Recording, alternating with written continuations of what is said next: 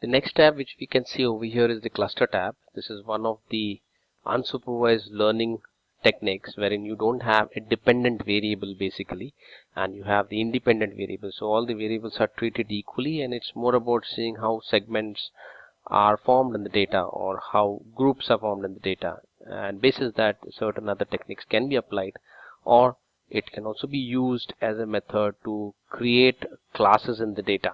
It's completely upon the analyst as to how he wants to use the output of this algorithm. So one of the most important techniques is the k-means, which we have already exercised in your previous courses. So let's first make everything into an input variable, because we don't need a target variable.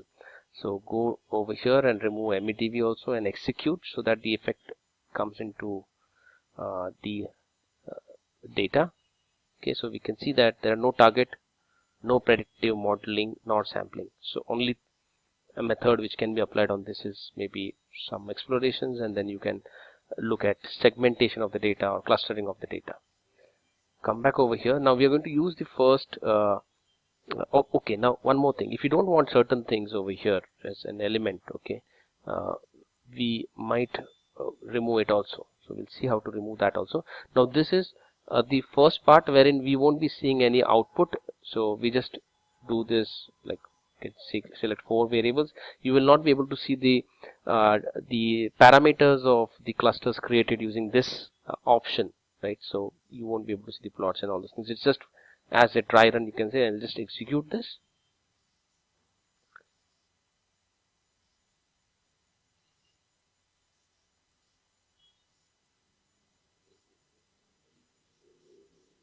So press execute, and you'll see the output as we have iterated over the cluster sizes from 2 to 4. You can see a graph over here wherein you would be able to see the sum of within over the cluster number 1 to 4.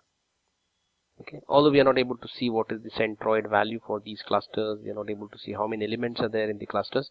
That we'll be seeing when we click on the second option, that is EWKM. Okay, that will be able to give us more output. It's just a dry run to see how it goes through over here. We can remove the iterate clusters, then we'll have to specify how many runs we need. We can change the number of clusters.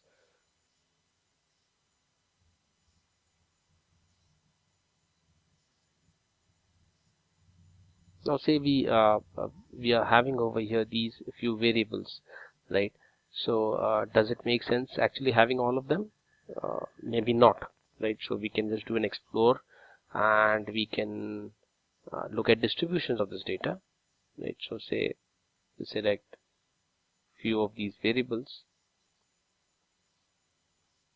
and see how this looks, right? Wherein we can see more information, how the spread of the data is. If we are seeing that the data is not spread enough, then it might not make sense to use them for clustering. So let's just get the output and zoom.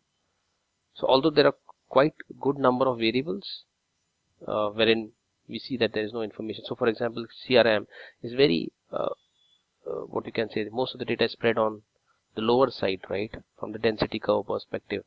Then if you look at MEDV, it is better. LSTAT is good. Again, the variable black is not great. P-T ratio is reasonable. And then we have these other variables. So distribution of ZN, then black, CHS.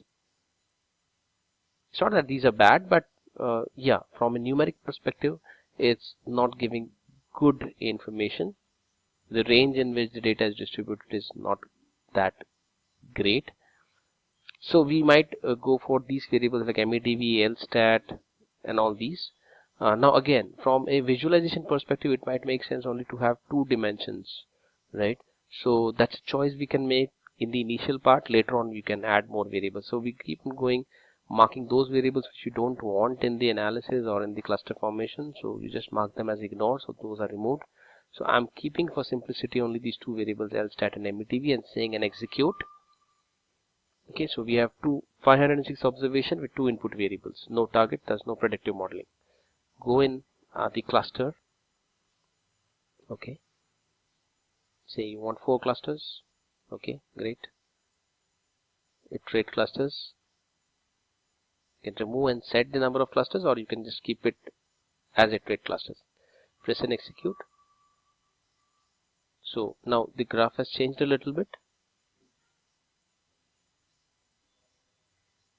Okay. Still, it's not giving you reasonable output, right, which you would want actually. So this is the centroid value you can see graphically, but there has to be data distributed around this, but we are not able to see that using this option, right?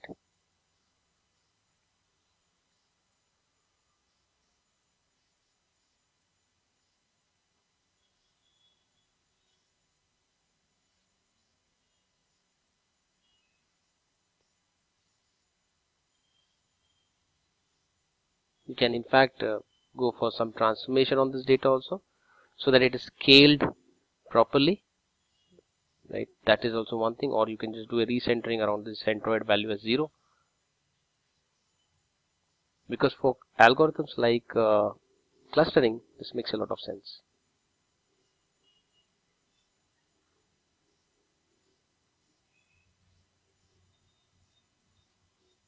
Press and execute.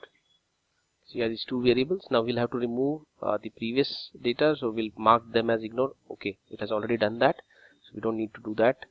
In case if it is not done, you will have to do that, right? So it has selected these 2 as input, and it has ignored LSTAT and MEDB because you have just transformed the data, and it assumes that because you have transformed, you will be doing whatever you want to do on the new variables.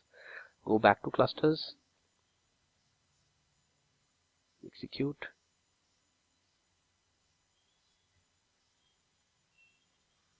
Okay, you're seeing this result.